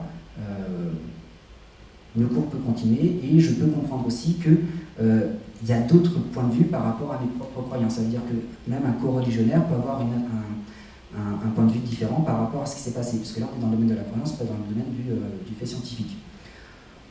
Ça a été une démarche un petit peu longue, qui a nécessité de mobiliser pas mal de choses, mais au final on a réussi quand même à avancer. J'ai réussi à la ramener dans le cours, parce que c'est l'objectif aussi, ne pas laisser les élèves bloqués et ne pas avancer, la ramener dans le cours, la ramener dans une démarche davantage de cours d'histoire, faire de l'histoire, étudier, et le cours d'après tout était passé, puis on était passé à autre chose et il n'y avait aucun problème. Mais ce genre de situation, ce genre de blocage peut arriver assez souvent quand même assez régulièrement. Merci à toi. Alors, on va passer à un autre contexte éducatif. Emmanuel, donc on voit que les élèves peuvent exprimer leur sensibilité religieuse, qu'il ne faut pas preuve de neutralité, Yoann vient de le rappeler. Et donc, en soi, chacun est dans sa posture, hein, en réalité. Et que l'enjeu, c'est du moment qu'il n'y a pas de perturbation du cours, là on est sur du fond, en fait. Hein. Et au contraire, c'est ce genre d'incident critique, pour dire dans notre jargon, qui au contraire peut être l'occasion de préciser les choses dont toute la classe va profiter. Mais alors, je voulais te demander, donc on voit que ça peut servir de levier pédagogique, hein, finalement, et que toutes les situations ne sont pas conflictuelles. Est-ce que, puisqu'une question là de posture enseignante, tu le rappelais que la neutralité s'impose à vous, et en même temps, la posture du prof qui guide ses élèves pour leur apprendre une posture critique qui leur permet de voir les différentes positions. Est-ce que, puisqu'on en avait parlé un peu dans la préparation, est-ce que de ton point de vue, vous enseignants finalement, en général, vous vous sentez suffisamment formés pour traiter de ces situations qui peuvent se révéler problématiques? Alors que ce soit avec des élèves, mais là tu viens d'en parler, mais peut-être avec des familles, parce que tu nous avais évoqué ce genre de situation. Alors oui, d'abord, je n'enseigne pas du tout dans le même type d'établissement que Johan. Donc je suis dans un petit établissement rural avec un public en grande misère sociale et culturelle. On vient d'être classé contrat local d'accompagnement, une nouveauté parmi l'éducation prioritaire. Alors, d'abord, pour ce qui est des élèves, effectivement, et tu l'as très bien dit, la plupart du temps, il est très bien que les élèves dérapent. On se sert de leur dérapage pour construire un savoir, et pour moi c'est essentiel. Tant mieux, l'école c'est quand même le lieu où l'élève peut se tromper. Après, c'est plus compliqué. Et donc on va essayer justement de déconstruire leurs stéréotypes, Johan l'expliquait très bien. Après, pour ce qui est des parents, les cas sont assez rares. Moi j'avais un cas en particulier, alors à cette époque-là, je n'enseignais pas dans le même établissement, j'enseignais aux marges des Mauges, un territoire marqué par la religion d'ailleurs, à Saint-Florent-le-Vieil. Et à ce moment-là, ce n'était pas exactement le même intitulé de programme sur l'islam, ça devait s'appeler la naissance de l'islam ou quelque chose comme ça. Donc fin de séquence, les élèves ont une évaluation, la classique évaluation. Et une mère d'élève m'écrit sur le carnet de correspondance, alors je la cite parce que j'essaie de me rappeler, ne comptez pas sur moi pour faire réviser mon fils, on en a bien assez par chez nous. Donc je vois ce mot qui montre clairement un blocage du point de vue religieux-culturel.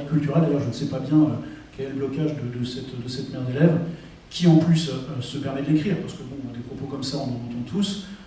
On a tous un vieil oncle raciste, mais là, ce qui gêne, c'est que la mère l'écrit. Et là, c'est complètement différent, on passe dans autre chose. Je me tourne vers la direction, qui se révèle assez passive, ça peut arriver. Donc je me démonte pas, je ne voulais pas trop attendre, j'en discute avec mes collègues, puis après j'appelle la maman qui finalement, après une longue discussion, alors c'était ce que j'expliquais à mes collègues, c'était surtout un monologue, puisque la maman n'était pas armée pour répondre en fait. Donc elle avait écrit ça, j'imagine, sur le coup de la colère, parce qu'elle avait vu que j'étudiais l'islam avec son fils. Mais en l'occurrence, quand je lui ai rappelé que de toute façon, j'avais eu son fils aussi en 6e, j'avais étudié le judaïsme avec lui, qu'on avait également appris, en tout cas le judaïsme, on pourra en reparler d'ailleurs de l'étude du judaïsme, mais bon, l'étude du christianisme également, et bien finalement, la mère n'a pas su quoi me répondre. Donc elle n'a pas dit grand-chose, l'histoire a été close assez rapidement, et il n'y a pas eu de suite réelle par rapport à cela. De toute façon, je n'avais pas pénalisé son fils pour les propos délirants de sa mère. Pour ce qui est de la formation des enseignants, parce qu'il y avait deux questions en une, il y a deux choses. La première, c'est qu'en théorie, alors là je parle uniquement des enseignants en histoire, je ne connais pas la formation de mes collègues des autres disciplines, on a une formation qui nous pousse à nous renseigner, chercher, travailler, augmenter nos connaissances, on le fait tout le temps, quand on part en vacances, quand on lit, quand on rencontre des gens, etc. On est obligé de se tenir à jour parce que l'histoire, contrairement à ce qu'on entend souvent, évolue.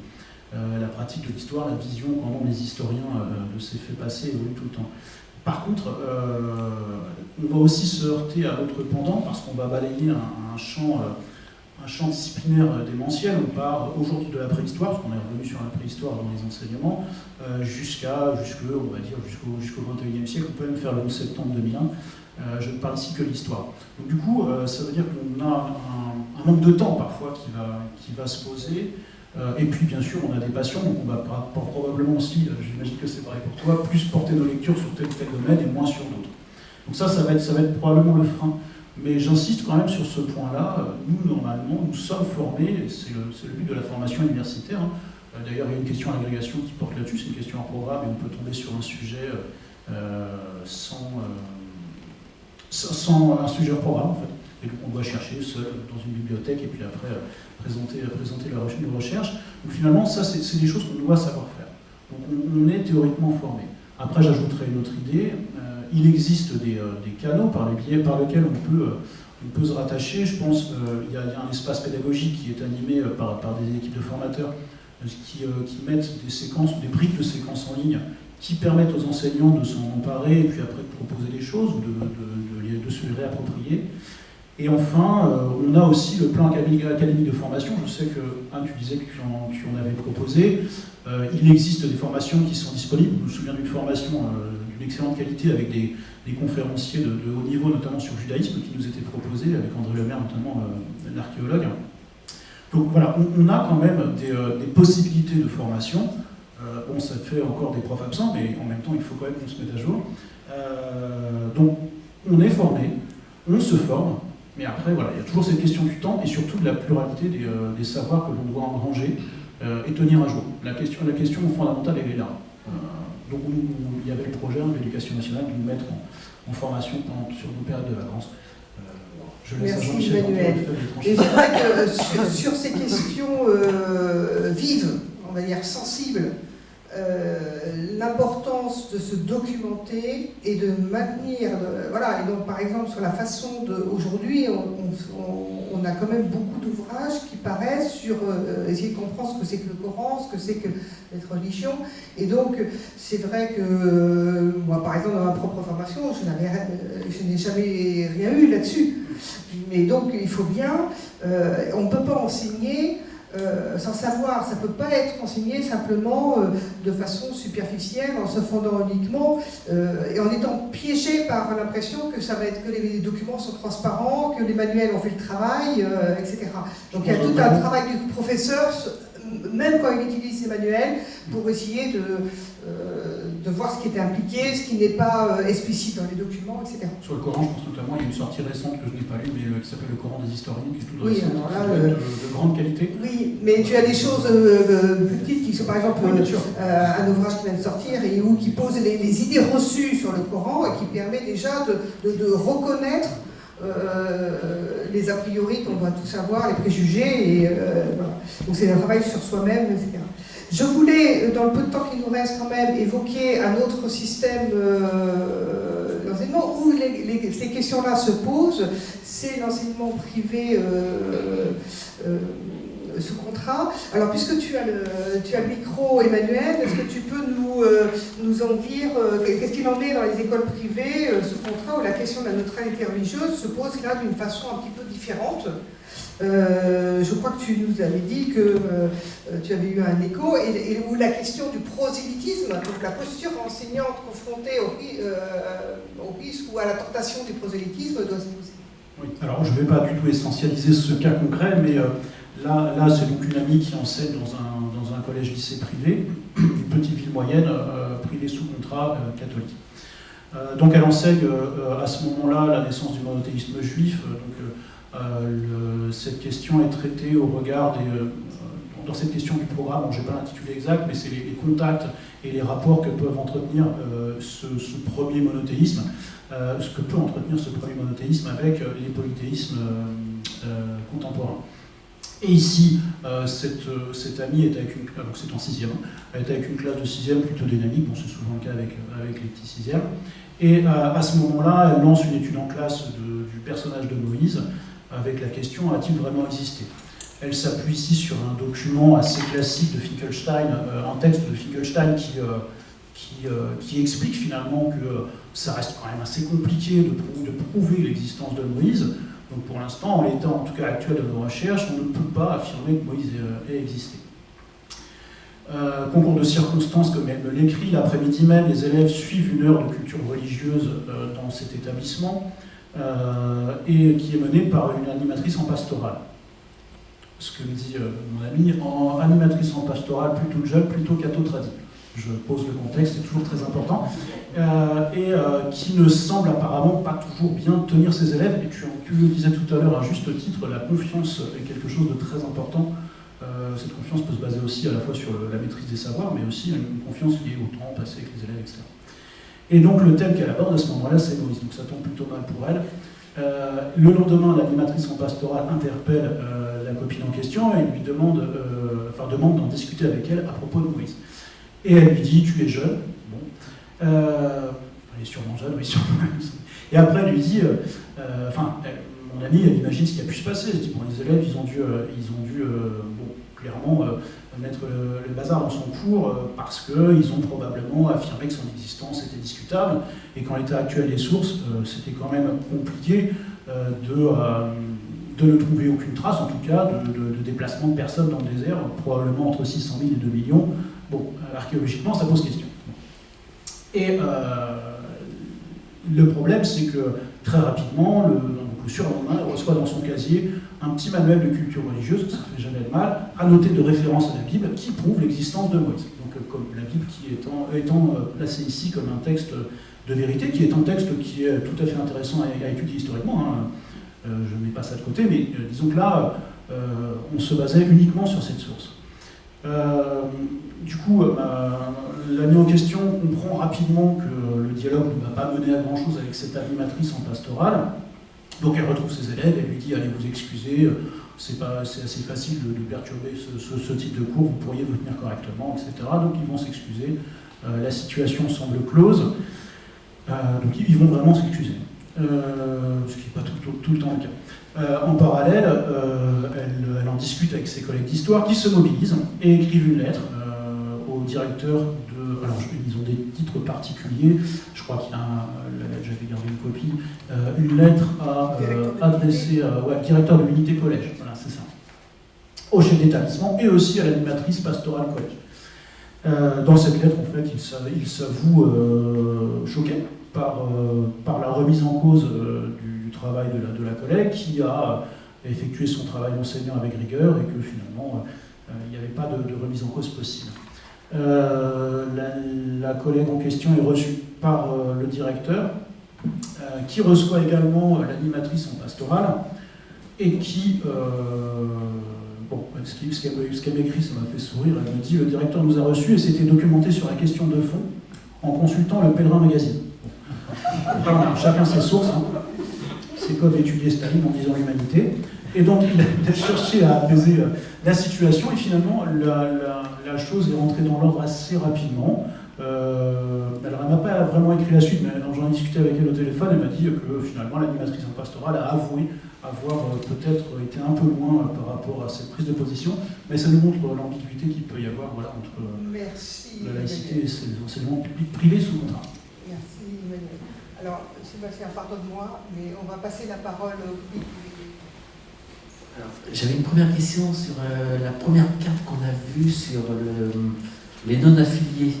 Je ne sais pas comment c'est construit méthodologiquement cette étude, mais j'étais surpris, notamment par exemple pour les États-Unis, qui semblaient être sur une couleur, je vois de loin, de non-affiliés importante.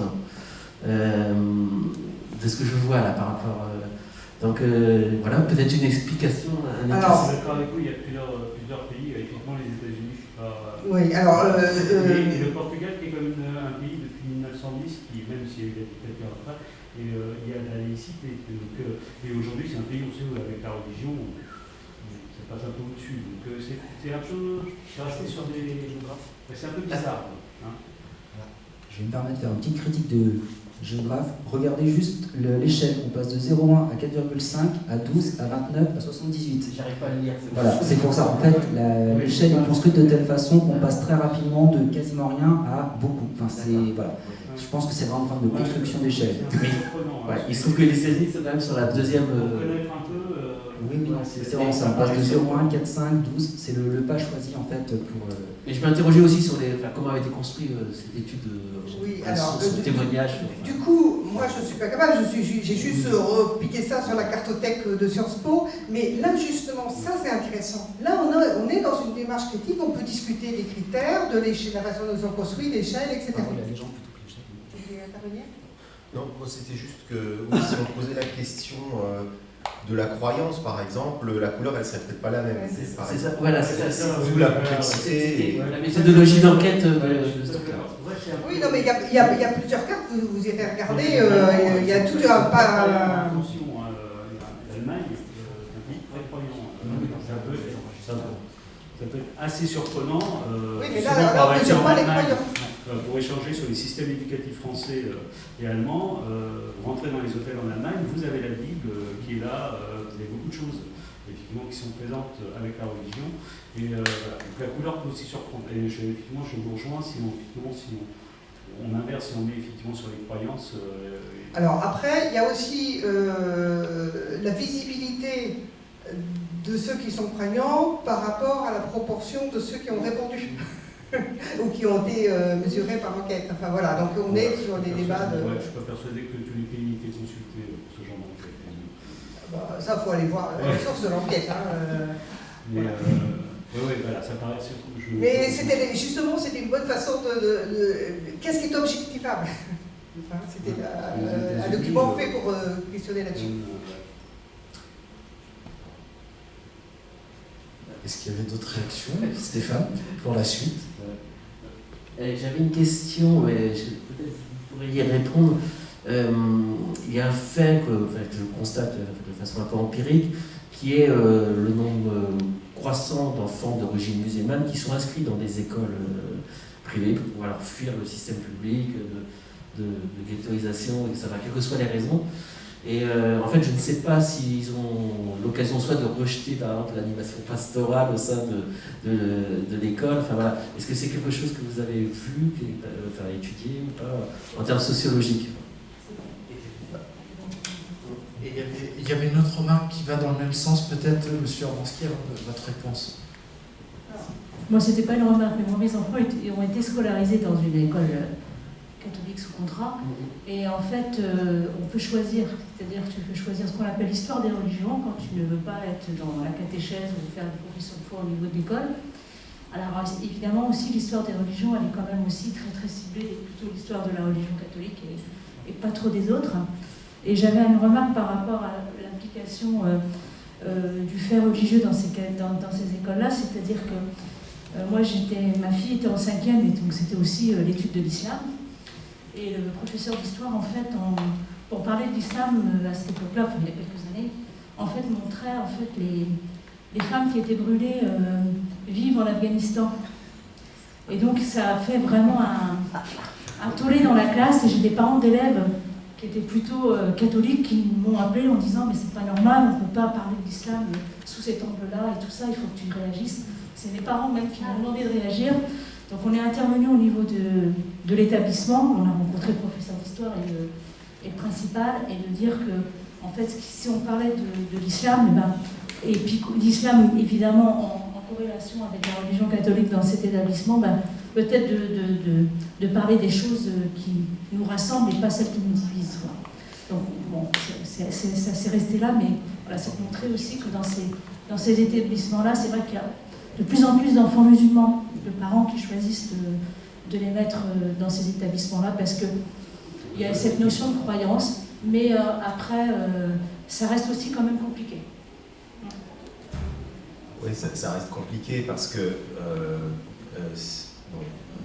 c'est vrai que c'est pas forcément sur la question de l'islam là que je vais répondre, enfin en tout cas dans un premier temps, peut-être dans un second temps, mais il y a des études qui ont montré que, comme je vous disais, en Angleterre ou en Irlande, c'est accepté au niveau de la loi qu'on refuse des élèves en raison de leur religion. En France, c'est interdit. On peut pas, je veux dire, y compris dans les établissements privés sous contrat. Les établissements privés sous contrat, on rémunère les enseignants, vous pouvez mettre des crucifix, c'est l'atmosphère de l'établissement, etc. Mais ça, normalement, ça ne devrait pas aller beaucoup plus loin que ça. Et il y a le Code de l'éducation qui dit également, que l'établissement privé sous contrat doit respecter, s'il y a un contrat avec l'État, il doit respecter la liberté de conscience des élèves et des parents. Donc sur le papier, c'est très différent de l'Angleterre et de l'Irlande. Sauf qu'il y a des enquêtes qui ont montré que 20% des établissements privés sous contrat en France discriminaient effectivement sur la base du prénom. Donc je fais très attention, c'est pour ça que je dis, c'est pas l'islam, c'est le prénom. Mais sauf que évidemment, les prénoms qui sont refusés, en fait, l'enquête elle a été faite sur la base sur la méthode du testing. Vous savez, on envoie des dossiers, des faux dossiers en fait. Et donc Mohamed est refusé, tandis que, je sais pas, Jean-Charles est accepté, etc. Donc on pense, alors évidemment il y a plein de choses dans le dossier, on essaie de regarder si c'est vraiment le prénom qui a joué, si c'est pas les notes, etc. En fait, à note égale ou à dossier égal en termes de performance ou de comportement de l'élève par le passé, etc. Mohamed il va avoir plus de mal quand même à rentrer dans l'établissement privé sous contrat. Donc ils ne s'y retrouvent pas forcément, ils ne peuvent pas forcément y rentrer aussi facilement que d'autres élèves.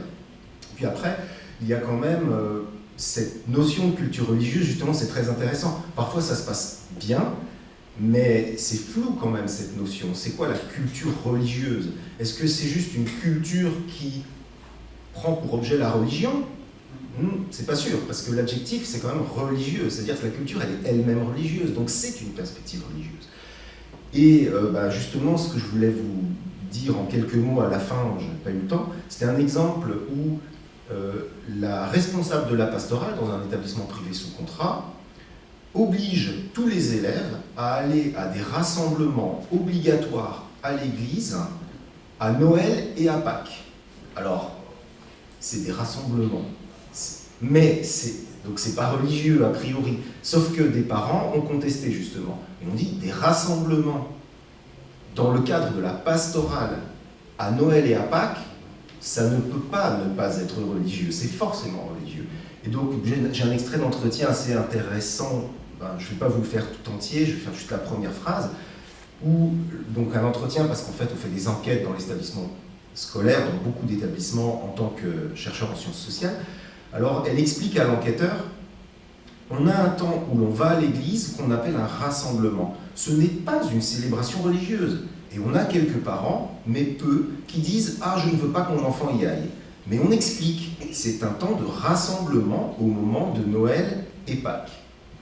Je vous laisse juger, je vais pas, mais c'est super ambigu. Et on comprend très bien que des parents, alors en l'occurrence, parmi ces parents qui ont contesté, il y avait une famille musulmane qui disait « non, l'église, je veux bien en histoire, je veux bien en sortie SVT, même, des fois il y a ça aussi pour les matériaux utilisés, etc., qui viennent de la terre. Mais là, c'est trop ambigu. Et dans le cas présent, ils n'ont pas été autorisés à être dispensés de ce rassemblement, parce que c'est qu'un rassemblement. Alors moi je voudrais ajouter sur cet aspect-là, moi je ne connais pas la règle de ces établissements catholiques sous contrat, mais moi ce qui me questionne, c'est que les programmes sont quand même ceux de l'enseignement public général. Donc c'est pour ça que je ne sais pas bien si c'est dans le cadre ce que vous évoquiez, madame, est-ce que c'était dans le cadre du cours d'histoire, est-ce que c'était dans le cadre de l'EMC ou dans le cadre de... Non, c'était dans le cadre du cours d'histoire. Et l'exemple que vous donnez là, moi j'ai vécu la même chose, c'est-à-dire que mes enfants, je leur demandais, parce qu'il y avait des célébrations, parce que en plus dans cet établissement, c'est un établissement qui est connu à Nantes, je peux le citer, c'est la Perverie, donc qui démarre de la maternelle jusqu'à classe préparatoire après le bac. En fait, j'ai demandé à ce qu'ils n'aillent pas aux célébrations, notamment à Noël et à Pâques. Et en fait, on nous a dit, non, en fait, effectivement, c'est un rassemblement. Et donc, la seule chose qu'on a obtenue, en fait, c'est qu'il y avait la catéchèse. Ma fille aînée, au début, quand il y avait la catéchèse en cours au niveau de la primaire, sortait de classe à leur bibliothèque et tout ça. Et après, l'établissement a changé en disant, non, on ne peut pas exclure un enfant, donc il faut qu'elle reste en classe, parce qu'il n'y avait pas beaucoup d'enfants musulmans, en fait, dans cette école au début. Et du coup, elle restait, elle écoutait, mais elle avait quand même le droit de ne pas faire les travaux liés à la catéchèse. Donc il y a toujours quand même cette ambiguïté quand on est dans ce type d'établissement, puisqu'on doit quand même suivre plus ou moins quand même l'enseignement catholique, même si ça Alors, correspond c'est pas ça à qui est nos problématique, c'est la confusion entre ce temps-là et le cours d'histoire. Et donc, dans le cadre des disciplines scolaires, du programme qui est publié au journal officiel et qui s'impose à tous ceux qui sont... les professeurs sont payés pour ces cours-là, pour les cours, ils doivent respecter le programme, mais est-ce qu'ils ne doivent pas aussi respecter la question de la posture enseignante, qui est la posture de la neutralité. Et c'est pour ça que je fais travailler mes étudiants sur le fait qu'il ne suffit pas de ne pas avoir de signes extérieurs, donc d'avoir une apparence de neutralité, et que de façon beaucoup plus utile, c'est la posture d'impartialité. Parce que de toute façon, on peut être prosélyte en choisissant des documents plutôt que d'autres, etc. Donc c'est quand même de la responsabilité des professeurs de respecter. Et alors après, je ne vois pas pourquoi ces professeurs dans des écoles, à partir du moment où ils sont sous contrat, ne sont pas soumis à ça. Et il devrait y avoir une séparation très claire et très nette entre le cours de la pastorale et les cours d'histoire. Ça ne devrait pas avoir lieu, ce genre de situation. Donc ils sont... Alors après, c'est tout le problème des inspecteurs, parce que pour en avoir discuté avec eux, ils sont en train de réaliser qu'ils ne vont pas assez dans ces établissements-là contrôler ce qui se passe, justement. Ah, c'est pas eux qui y vont souvent d'ailleurs. C'est souvent des aides-inspecteurs qui vont aller sur les établissements. Oui, mais par exemple, à Paris-Rio y aller. Ils avaient... non, mais de façon récente, ils avaient décidé de mettre le paquet, d'aller voir ce qui se passait réellement, pour mesurer ce qui se passait. Alors, juste par rapport à ça, justement, moi j'ai une situation, je suppose que c'était par un établissement privé, puisque tous les ans on a le brevet, on corrige tous le brevet, privé, public, et je suis tombé sur des copies de brevets où clairement on pouvait avoir des questions sur la façon dont les cours d'histoire et dont certains programmes de l'EMC avaient enseigné. Donc là on n'était clairement pas dans une neutralité, dans une impartialité. Il y avait un point de vue clairement religieux, donc j'avais signalé à l'époque à l'inspectrice.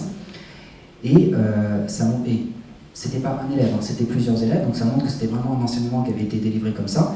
Et c'est vrai qu'on peut se poser la question de savoir comment certains cours sont enseignés. Et tout à l'heure, vous parliez du fait de montrer ce qui nous rassemble. Le souci aussi, c'est que justement, certains enseignants confondent la laïcité avec une sorte de communisme. Ça veut dire toutes les religions sont magnifiques et géniales, on reste là-dedans, mais on ne prend pas de distance, on n'analyse pas. Il ne s'agit pas de critiquer pour dire du mal, ça veut dire juste étudier. On ne prend pas de distance, et surtout, le risque, c'est qu'est-ce qu'on fait des gens qui ne croient pas aussi. Exactement, ils sont toujours oubliés, ceux-là.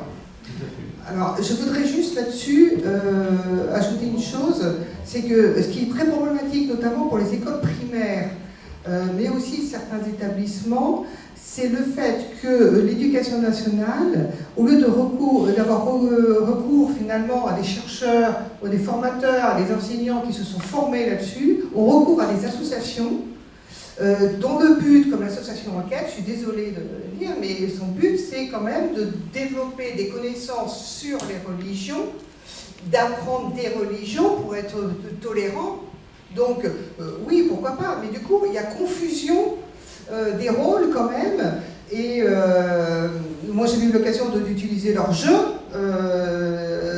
en formation avec mes étudiants, et ils avaient pointé un certain nombre de choses, mais si ça a été corrigé. Je voudrais quand même remercier d'abord les 4 intervenants de ce soir. Vous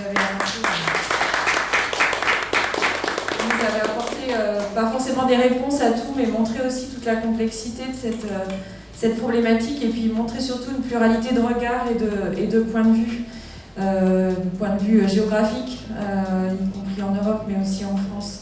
Donc je vous remercie vraiment très chaleureusement d'être venu ce soir. Et puis je voudrais remercier aussi la ville de Nantes et Nantes Métropole, et puis l'Agence nationale de cohésion des territoires qui nous soutient dans le cadre de la politique de la ville, et notamment pour ce cycle université.